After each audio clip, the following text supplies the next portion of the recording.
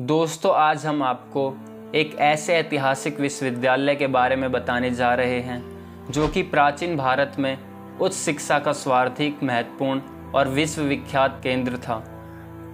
दोस्तों, आज हम नालंदा विश्वविद्यालय के बारे में बात करेंगे। आखिर नालंदा विश्वविद्यालय क्या था और इसके पतन के क्या कारण थे। दोस्तों, नालंदा विश्वविद्यालय दुनिया के सबसे पुराने विश्वविद्यालय में से एक है। इसकी स्थापना 5वीं शताब्दी में गुप्त वंश के शासक सम्राट कुमार गुप्त ने की थी और महेंद्रादित्य के खिताब को अपनाया था। यह विश्वविद्यालय वर्तमान में बिहार राज्य से लगभग 88 किलोमीटर दूर दक्षिण पूर्व में एक गांव के पास स्थित है। दोस्तों, नालंदा शब्द संस्कृत के 3 शब्द से मिलकर बना है, जिसका अर्थ है ज्ञान रूपी उपहार पर कोई प्रतिबंध ना रखना।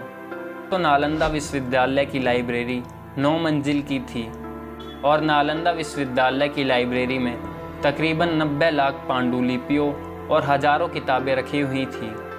नालंदा विश्वविद्यालय को दूसरा सबसे प्राचीन विश्वविद्यालय माना जाता है। इससे पहले तक्षशिला को सबसे प्राचीन विश्वविद्यालय माना जाता था और यह 800 सालों तक अस्तित्व में रहा था। दोस्तों, महायान बौद्ध धर्म के इस विख्यात विश्वविद्यालय में हीनयान बौद्ध धर्म के साथ अन्य धर्मों की भी शिक्षा दी जाती थी और अनेक देशों के छात्र यहाँ पढ़ने आते थे। अनेक अभिलेखों और 7वीं सदी के भारत भ्रमण के लिए आए चीनी यात्री हुएनसांग और इत्सिंग के यात्रा विवरणों से इस विश्वविद्यालय के बारे में बहुत सारी जानकारी प्राप्त होती है। चीनी यात्री ह्वेनसांग ने यहाँ लगभग साल भर शिक्षा ली थी। हम आपको बता दें कि विश्व का यह सबसे पहला पूर्ण आवासीय विश्वविद्यालय था और उस समय इसमें तकरीबन 10,000 विद्यार्थी और लगभग 2,000 अध्यापक थे। इसमें शिक्षा ग्रहण करने के लिए विद्यार्थी भारत के विभिन्न क्षेत्रों से ही नहीं बल्कि कोरिया, जापान, चीन, तिब्बत, इंडोनेशिया, फारस और तुर्की से भी आते थे। दोस्तों, इस विश्वविद्यालय से भारत के बहुत महान लोगों ने भी शिक्षा ग्रहण की थी, जिसमें हर्षवर्धन, आर्यवेद और नागार्जुन जैसे कई विद्वान शामिल हैं।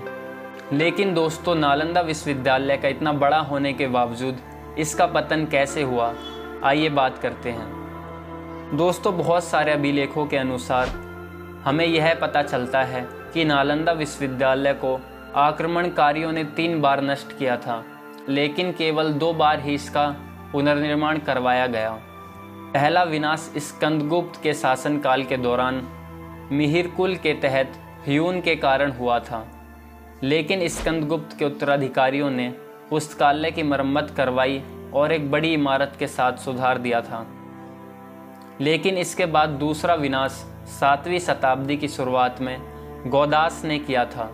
इस बार बौद्ध राजा हर्षवर्धन ने विश्वविद्यालय की मरम्मत करवाई थी, लेकिन जब तीसरी और आखिरी बार नालंदा विश्वविद्यालय पर आक्रमण हुआ तो यह सबसे विनाशकारी हमला माना गया, जो कि 1193 में तुर्क सेनापति इख्तियारुद्दीन मोहम्मद बिन बख्तियार खिलजी और उसकी सेना ने नष्ट किया था। इन्होंने नालंदा विश्वविद्यालय को बिल्कुल नष्ट कर दिया था। ऐसा माना जाता है धार्मिक ग्रंथों के जलने के कारण भारत में एक बड़े धर्म के रूप में उभरते हुए धर्म बौद्ध धर्म को सैकड़ों वर्षों तक का झटका लगा था और तब से लेकर अब तक यह पूर्ण रूप से इन घटनाओं से नहीं उभर सका है। उस समय बख्तियार खिलजी ने उत्तर भारत में बौद्धों द्वारा शासित कुछ क्षेत्रों पर कब्जा कर लिया था और एक बार वह काफ़ी बीमार पड़ गया था। उसने अपने हकीमों से काफ़ी इलाज करवाया, मगर वह ठीक न हो सका। वह जगह जगह गया, लेकिन उसकी बीमारी का इलाज कहीं ना हो सका और उसकी स्थिति मरने जैसी हो गई थी। तभी किसी ने उसको सलाह दी कि वह नालंदा विश्वविद्यालय के आयुर्वेद विभाग के प्रमुख आचार्य राहुल श्रीभद्र को दिखाए और अपना इलाज करवाए। परंतु खिलजी इसके लिए तैयार नहीं था, क्योंकि उसे अपने हकीमों पर बहुत ज़्यादा भरोसा था और वह यह मानता था कि उसके हकीम भारतीय वैद्यों से ज़्यादा ज्ञानी हैं और ज़्यादा काबिल हैं। लेकिन जब वह बिल्कुल ठीक नहीं हुआ तो उसने अपनी जान बचाने के लिए नालंदा विश्वविद्यालय के आयुर्वेद विभाग के प्रमुख आचार्य राहुल श्रीभद्र को बुलवाना जरूरी समझा। उसके बाद बख्तियार खिलजी ने वैद्यराज के सामने एक अजीब सी शर्त रखी और कहा कि मैं उनके द्वारा दी गई किसी भी प्रकार की दवा नहीं खाऊंगा, बिना दवा के वो उसको ठीक करें। वैद्यराज ने सोच समझकर उसकी शर्त मान ली और कुछ दिनों के बाद वो खिलजी के पास एक कुरान लेकर पहुँचे और कहा कि इस कुरान की पृष्ठ संख्या इतने से इतने तक पढ़ लीजिए, आप ठीक हो जाएंगे। बख्तियार खिलजी ने वैद्यराज के बताए अनुसार कुरान को पढ़ा और वह ठीक हो गया। ऐसा कहा जाता है कि राहुल श्रीभद्र ने कुरान के कुछ पन्नों पर एक दवा का लेप कर दिया था। खिलजी थूक के साथ उन पन्नों को पढ़ता गया और ठीक होता चला गया। खिलजी तथ्य से परेशान रहने लगा। एक भारतीय विद्वान और शिक्षक को उनके हकीमों से ज़्यादा ज्ञान था और वह इस बात को सहन न कर सका। फिर उसने देश से ज्ञान, बौद्ध धर्म और आयुर्वेदों की जड़ों को नष्ट करने का फैसला किया।